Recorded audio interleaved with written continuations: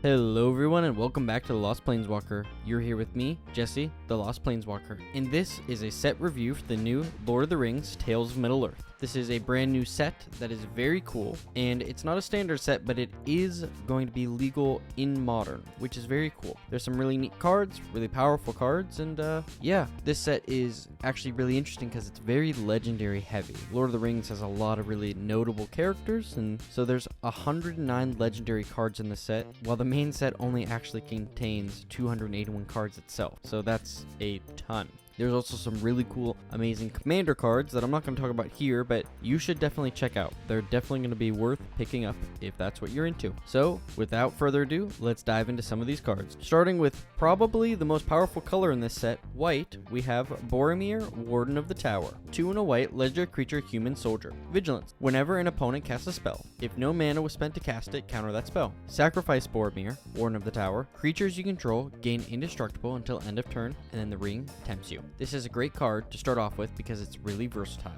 This is able to keep those decks that cast a lot of spells for free, just shutting them down entirely, which is really great. And the second ability is really great to protect against board wipes or maybe during combat. Boromir is a really unique card, and I am very happy to start out with this as our first card of the set. Next off, we have Dawn of Hope. 1 and a white enchantment. Dawn of Hope enters the battlefield with a hope counter on it for each creature you control. At the beginning of your end step, remove a hope from Dawn of a New Age. If you do, draw a card. Then, if Dawn of a New Age has no hope counters on it, sack it and you gain 4 life. Dawn of a New Age is a card that works better in decks that can get a lot of creatures out quickly. The additional card draw early in the game can really dramatically change the outcome. This is an amazing card, and you can gain some life when it leaves. Flowering of the White Tree. White, legendary enchantment. Legendary creatures you control get +2/+1 and have Ward 1. Non-legendary creatures you control get +1/+1. Flowering of the White Tree is a great card for any Anthem deck, with the added benefit of giving your legendaries Ward 1. Ward can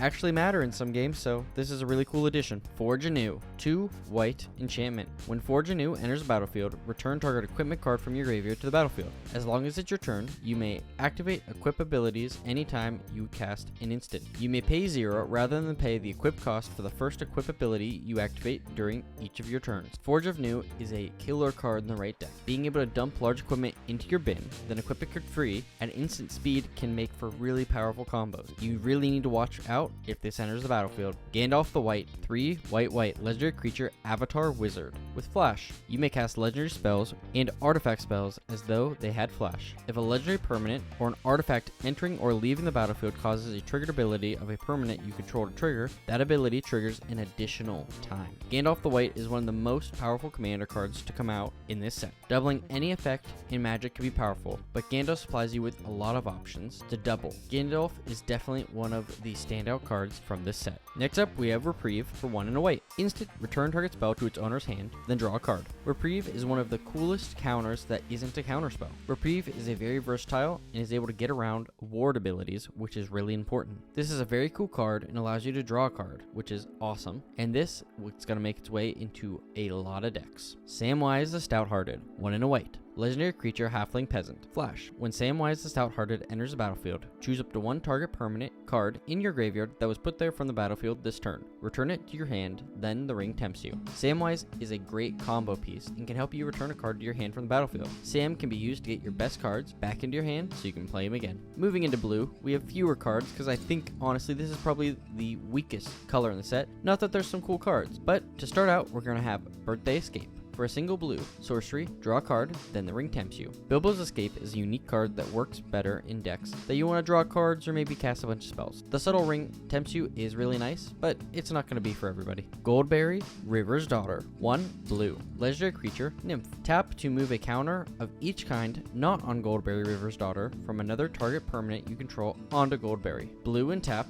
move 1 or more counters from Goldberry onto another target permanent you control. If you do, draw a card. Goldberry is a really neat card that can be used in multiple different ways. You can use it to gain counters and move them onto one creature to make it really big. It's a really unique way to remove counters off of sagas and other cards to build up a large board of recurring value. Next up, we have Stern Scolding for a single blue. Instant, counter target creature spell with power or toughness 2 or less. Stern Lesson is one of the most unique and powerful counter spells to date. Countering spells based on a creature's power or toughness can be super effective because there are so many good, low-cost defense power creatures that this is just going to be able to counter instantly. This is really good, and you should watch out for it. The Watcher in the Water. 3 blue, legendary creature Kraken. The Watcher in the Water enters the battlefield tapped with 9 stun counters on it. If a permanent with a stun counter would become untapped, remove 1 from it instead. Whenever you draw a card during an opponent's turn, create a 1/1 blue tentacle creature token. When tentacle you control dies, untap up to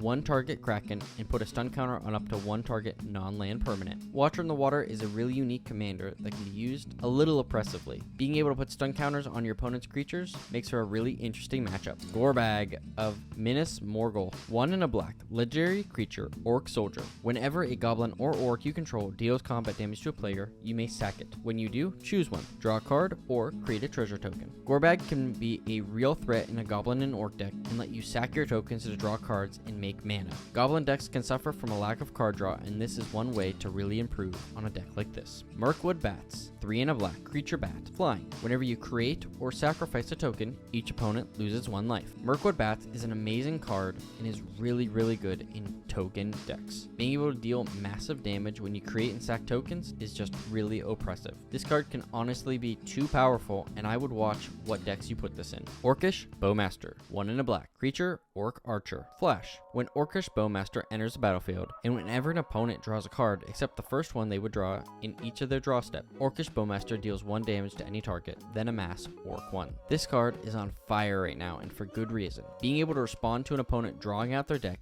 and killing them and maybe another player at the same time is incredibly powerful. The fact that this isn't legendary makes it even more powerful because you can copy it and play multiple at the same time to make an even bigger army and deal even more damage. This is a great card and is sure to make some waves. Eomir, Marshal of Rohan. 2 red, legendary creature, human knight. Haste. Whenever 1 or more other attacking legendary creatures you control die, untap all creatures you control. After this phase, there's an additional combat phase. This ability triggers only once each turn. Extra combats are some of the most powerful effects in Magic, and Eomir makes that very easy. When you attack with a legendary creature, you can just sack it and make sure you get an extra combat each turn. They did limit it to once per turn, so this can't go infinite, but it's very powerful. Urbor Flamesmith. 1 in a red, creature, dwarf, artificer. Whenever you cast an instant or sorcery spell, Urbor Flamesmith deals 1 damage to each opponent. I wanted to quickly shout out this card because it's a really cool piece if you're playing a red deck that does a lot of damage for casting spells. It's just a little bit that's going to help chip away. Fiery Inscription. 2 in a red, enchantment. When Fiery Inscription enters battlefield, the ring tempts you. When you cast an instant or sorcery spell, Fiery Inscription deals 2 damage to each opponent. In a similar fashion, Fiery Inscription is a great card that can easily deal massive damage whenever you cast a spell. This card can be used in an aggressive or defensive way to deal damage while protecting your board. Gimli, Counter of Kills. 3 in a red, legendary creature, dwarf warrior. Trample. Whenever a creature an opponent controls dies, Gimli, Counter of Kills, deals 1 damage to that creature's controller. Gimli is a cool card that keeps the aristocrat players from comboing out. This card is really good in red, especially if you want to play a lot of board wipes, and it can deal a lot of damage really fast. Moria Marauders. Red creature, goblin warrior. Double strike. Whenever a goblin or orc you control deals combat damage to a player, exile the top card of your library.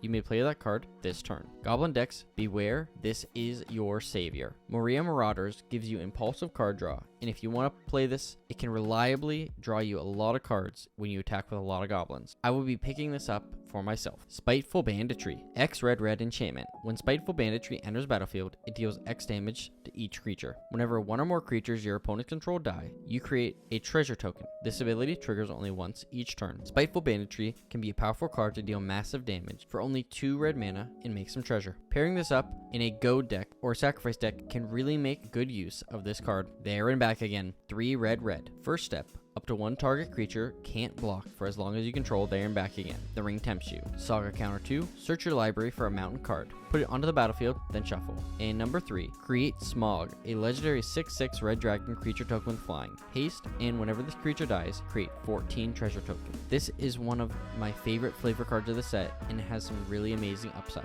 Pairing this card with Mirkwood Bats, you can deal a cool 29 damage very easily. This is a cool card, and it's really one to be scared of. Moving into green, we have Delighted Halfling. For a single green creature, Halfling Citizen. You can tap it to add a colorless mana, or tap and add 1 mana of any color. Spend this mana only to cast legendary spells, and that spell can't be countered. Another runner-up for one of the best cards of this set, Delighted Halfling, can mana fix any deck, giving you the mana for all of your legendary creatures. This is going to be a format staple and worth spending your money on. Elven Chorus, 3 and a green. Enchantment. You may look at the top card of your library anytime. You may cast creature spells from the top of your library. Creatures you control have tap, add 1 mana of any color. Now this is an amazing card and one of my favorite play strategies. Getting to look at the top card of your library and playing creatures off the top is super powerful, but this one gets even better because you can tap your creatures for mana. This is a great card. Elven Farsight, single green, sorcery. Scry 3, then you may reveal the top card of your library. If it's a creature card, draw a card. Elven Farsight is one of the best scry spells, and this time it's even green. Looking at the top 3 and then you get the chance to draw a card makes this very powerful. I can't wait to play this in green. Fanghorn Tree Shepherd, 4 green green green. Legendary creature Treefolk. Treefolk you control have Vigilant. Whenever one or more Treefolk you control attack, add twice that much green mana. You don't lose unspent green mana as steps and phases end. Fanghorn is a Treefolk who makes a ton of mana. Treefolk cost a lot, and Fanghorn provides the mana needed to cast them all. This makes this tribe really good and a fresh take on the idea of Treefolk, and makes some really cool strategies. Last March of the Ents, 6 green green, sorcery. This spell can't be countered. Draw cards equal to the greatest toughness among creatures you control. Then put any number of creature cards from your hand onto the battlefield. Talking about big and expensive creatures, Last March of the Ents can help you draw a lot of cards and then play them all out of your hand. You can also just pay this to play a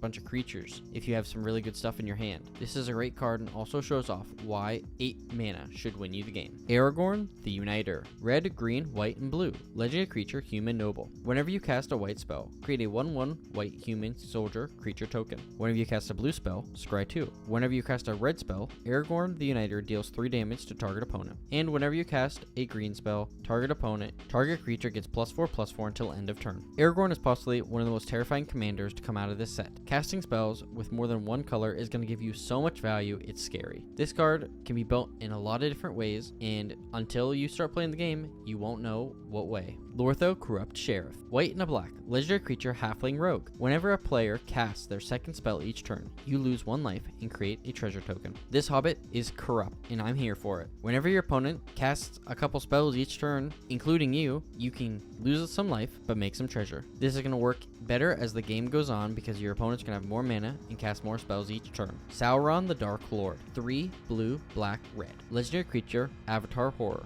Ward, sack a legendary artifact or legendary creature. Whenever an opponent casts a spell, amass Orc 1. Whenever an army you control deals combat damage to a player, the ring tempts you. Whenever the ring tempts you, you may discard your hand. If you do, draw 4 cards. Well, the big bad of this story is actually quite good. Sauron, like many cards in this set, can be used to make decks with different strategies. Whether it's building up a big army or an aristocrats to drain the board, Sauron has a lot to offer. Shelob, Child of Ungoliant, 4 black green. Legendary creature Spider Demon, Death Touch and Ward 2. Other spiders you control have Death Touch and Ward 2. Whenever another creature dealt damage this turn by a spider you control dies, create a token that's a copy of that creature, except it's a food with artifact. 2 tap, sack this artifact, you gain 3 life, and it loses all other card types. Shelob is such a cool, unique commander, and there hasn't really been a great spider commander until now. Using cheap spiders that are plentiful, you can make tokens of your opponent's creatures, and then use them to kill their opponent. This is a really cool card, and probably a deck I'll be building somewhat. Tom Bombadil,